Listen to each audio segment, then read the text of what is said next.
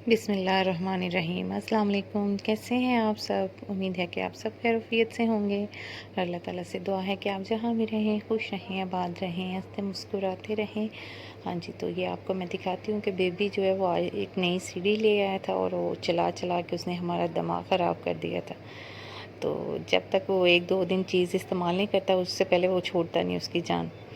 तो जी इधर हम जैनी का खाना बनाने लगे थे, उसके लिए हमने राइस भिगोए हुए थे।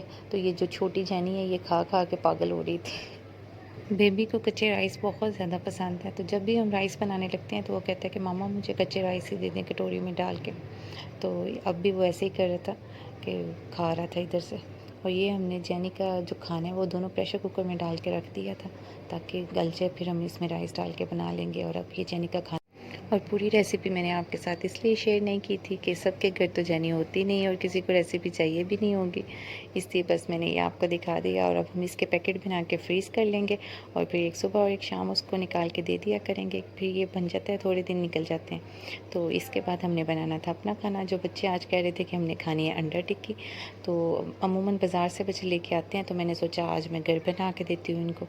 मेरे पास अभी घर में शामी कबाब मौजूद नहीं थे, तो ये मैंने बाज़ार से मंगवाए थे। अगर घर वाले होते तो वो बहुत ज़्यादा मज़े के लगते हैं, तो इसलिए फिर मैंने ये बाज़ार से मंगवा लिए। मैंने कहा चलो अंडा टिक्की तो बनाते हैं। और ये सारी चीज़ें जो हैं वो मैंने बारीक बारीक सी काट ली हैं और अंडे को भी फेंटने के लिए मैंने फ़ोर्क रखा था क्योंकि इससे बड़ी अच्छी तरह से मैश हो जाते हैं अंडे।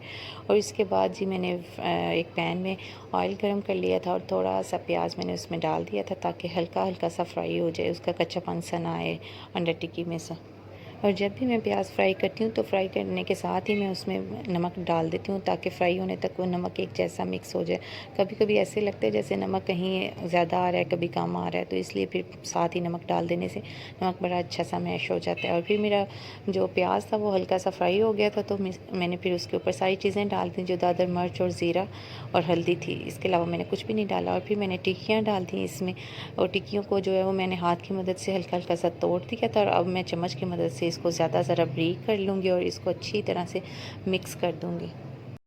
और ये अंडा टिक्की हमारी इतनी जल्दी और इतनी मज़े की तैयार हुई थी कि अगर हम बाज़ार भी लेने जाएँ तो इतनी जल्दी कभी भी ना हमें मिले। और ये 10 मिनट में हमारी अंडा टिक्की तैयार हो गई थी। और बच्चे भी कह रहे थे कि मम्मा ये तो बाज़ार से भी ज़्यादा मज़े की है, जो चीज़ हम खुद घर पे बनाते हैं उसका मज़ा ही और होता है। और ये मैंने अंडा उसके ऊपर डाल दिया था, लेकिन मैं अभी थोड़ा थोड़ा हिला रही थी ताकि ये इसकी कोई एक ले सी बन जाए, ताकि इसकी मोटी मोटी ज़रा बोटी सी नज़र आई, ये ना हो कि वो बिल्कुल ही मैश हो जाए। बाद में जब ज़रा सा वो हो गया था तो फिर मैंने उसमें चम्मच हिलाना शुरू कर दिया था ताकि अब अच्छी तरह से उसको मिक्स कर दूं, ताकि अब वो जैसे बाज़ार वाले बनाते हैं टका टक करके इस तरह से मज़ेदार से एक जैसा वो बन जाए अंडा टिक्की।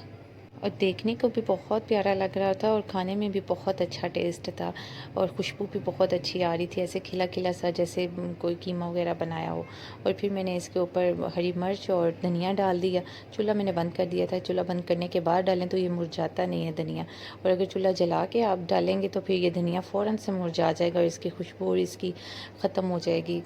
तो ये फिर मैंने बाद में सलाद और रायता साथ में रख लिया और हमारी अंडा टिक्की बिल्कुल तैयार थी और बहुत मज़े के साथ बच्चों ने भी खाई और हमने भी खाई और बहुत इंजॉय किया और बहुत मज़ा आया।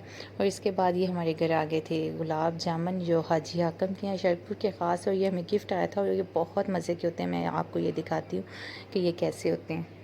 और ये जब मैं बहुत छोटी थी तब से देखते आ रहे हैं कि इसका ना तो टेस्ट बदला है और ना ही इसका कलर, ना कोई जायका, कुछ चेंज नहीं हुआ। और ये बहुत मज़े के होते हैं और बच्चे भी बड़े सब बहुत शौक़ से खाते हैं और बहुत दूर दूर तक ये मशहूर हैं। और ये हमें आज गिफ्ट आया था मेरी सिस्टर की तरफ से, तो ये बच्चों को मैं देने लगी थी। बच्चों को बहुत ज़्यादा पसंद है, बाकी बच्चे तो घर पे नहीं थे, ये मैंने उनके लिए रख लिए थे, लेकिन बैदुल्ला को बहुत पसंद थे तो मैंने फिर उसको फ़ौरन से डाल के दिए।